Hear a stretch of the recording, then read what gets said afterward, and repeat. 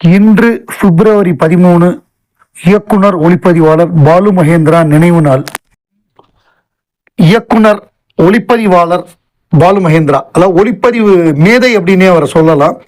அவர் இலங்கையில் பிறந்து இந்தியாவில் இருக்கக்கூடிய பூனே ஃபிலிம் இன்ஸ்டியூட்டில் வந்து டைரக்ஷன் ஃபோட்டோகிராஃபிலாம் அவர் படிச்சுட்டு அவர் என்னென்னா 70கள், அந்த 70கள் காலகட்டம் கமலஹாசன், பாலு மகேந்திராலாம் இந்த சினிமா மசாலாவாக இருக்குது, இதை நம்ம மாற்றணும்னு அவங்கெல்லாம் வெறித்தனமாக இருந்த காலகட்டம்.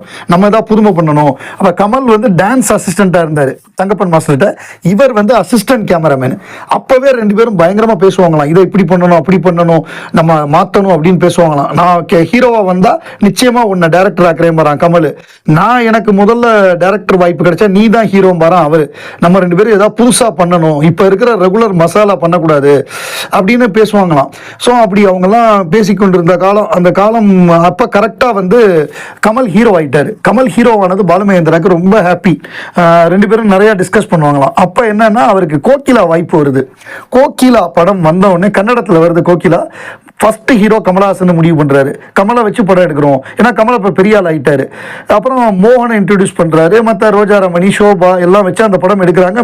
பெரிய வெற்றி, தமிழ்நாட்டிலே ஒரு வருஷம் ஒண்ணுச்சு அந்த படம். ஸோ அப்புறம் மாபெரும் வெற்றி பெற்ற உடனே இப்போ என்னன்னா கமல் வந்து நமக்கு கன்னடத்தில் பெரிய ஹிட்டு கொடுத்துட்டாரு, தமிழில் வந்து நம்ம கமலுக்கு வந்து ஏதாவது ஒரு மிகப்பெரிய ஹிட்டு கொடுக்கணும்னு இவருக்கு ஒரு எண்ணம். ஹிட்டுன்னா நல்ல படத்தின் மூலமாக ஹிட்டு கொடுக்கணும்னு கமல் வந்து நம்ம பாலு மகேந்திராவுக்கு ஒரு வாய்ப்பு கொடுக்கணும் அப்படின்னு அவர் யோசிக்கிறார். தமிழில் இன்ட்ரடியூஸ் பண்ணணும் நம்ம அப்படிங்கிறப்ப அவர் அதுக்கு முன்னாடி ஏதோ 2 படங்கள்லாம் பண்றாரு. அப்புறம் 3ஆம் பிறையில இவர் வாய்ப்பு தர்றாரு. அவர் அதுக்கு முன்னாடி அழியாத கோலங்கள் அந்த மாதிரி ஏதோ பண்ணியிருக்காரு. பட் கமலோட சேர்ந்து இவருக்கு பண்ணணும்னு ஆசை. மற்ற படங்கள் பண்ணா கூட பட் கமலோட ஒரு படம் பண்ணணும் தமிழ்ல அப்படின்னு, அப்படிதான் 3ஆம் பிறை ஆரம்பிக்கப்பட்டது. அந்த 3ஆம் பிறை கமலே வந்து என்ன பண்றாருன்னா அந்த கதையை கேட்டுட்டு ஸ்ரீதேவி, ஒவ்வொரு ஒய்ஜி மகேந்திரன், மற்ற நடிகர்கள் எல்லாம் கமலே வந்து சிபாரிசு பண்ணி அவங்க எல்லாம் உள்ள கொண்டு வர்றாரு. அந்த படம் எவ்வளவு பெரிய ஒரு காவியமா மாறினது அப்படிங்கிறது தெரியும். அது ஹிந்தியில வந்து எடுத்து அது எவ்வளவு பெரிய ஹிட் ஆச்சு நமக்கு தெரியும். ஒரு கட்டத்தில் பாலு மகேந்திராவுக்கு வாய்ப்பே இல்லை, அவர்கிட்ட சுத்தமாக பணம் இல்லை. கமலஹாசன் போய் கடன் கேட்கலாம் அப்படின்னு அவர் நினைக்கிறாரு.